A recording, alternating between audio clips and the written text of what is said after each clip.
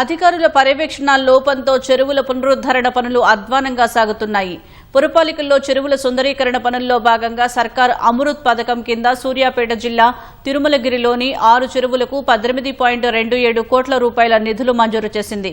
పెద్ద చెరువు పునరుద్ధరణ పనులను 3.14 కోట్ల రూపాయలతో చేపట్టారు. పనులు నిర్వహిస్తున్న గుత్తేదారు నిబంధనలు పట్టించుకోకుండా కొనసాగిస్తున్నారని స్థానికులు ఆరోపిస్తున్నారు. పనుల్లో నాణ్యతా ప్రమాణాలు పాటించడం లేదని గమనించిన చెరువు ఆయకట్టు రైతులు నిర్వాహకుడిని ప్రశ్నించినప్పటికీ పరిస్థితిలో మార్పు కనిపించడం లేదని వాపోయారు. సంబంధిత శాఖ అధికారులు వెంటనే స్పందించి పనులు నాణ్యతతో జరిగేలా చర్యలు తీసుకోవాలని విజ్ఞప్తి చేస్తున్నారు.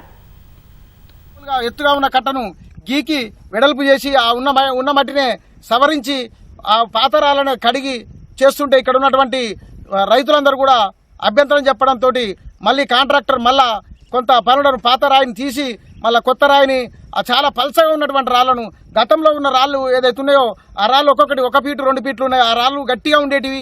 కానీ ఇప్పుడు పెట్టిన రాళ్ళు అటువంటి రాళ్ళు కూడా ఏమైనా 2 ఇంచులు 3 ఇంచులు 4 ఇంచులు మీరు ఒకసారి పరిశీలించినట్లయితే కనపడుతుంది. పల్చటి రాళ్ళు ఈ కట్టకు అద్దినట్టు పేర్చడం జరిగింది. కాబట్టి ఈ విధంగా ఉంటే ఈ యొక్క ప్రభుత్వం ఏదైతే చెరువులను మరమ్మతు చేసి స్ట్రెంథెన్ చేయాలనుకున్న లక్ష్యం ఏదైతే ఉందో ఈ రకంగా కాంట్రాక్టర్లు చేస్తే ఆ లక్ష్యం నెరవేరదు.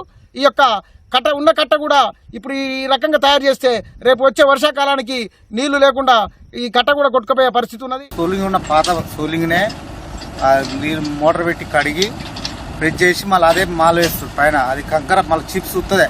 ఒక బస్తాకు ఒక మీటర్ 4 మీటర్ 8 మీటర్ దాకా ఉత్తనే పెట్టి పైన రుద్దుకొస్తారు అంతే. అంతవరకు తప్ప ఏం చేస్తలేరు. మట్టి పోతా అన్నారు, మట్టి ఏం లేదు. కట్ట ఎత్తున్న కట్టను ఏం చేసినట్టే వంపు కిందికి పోతుంది కదా సార్.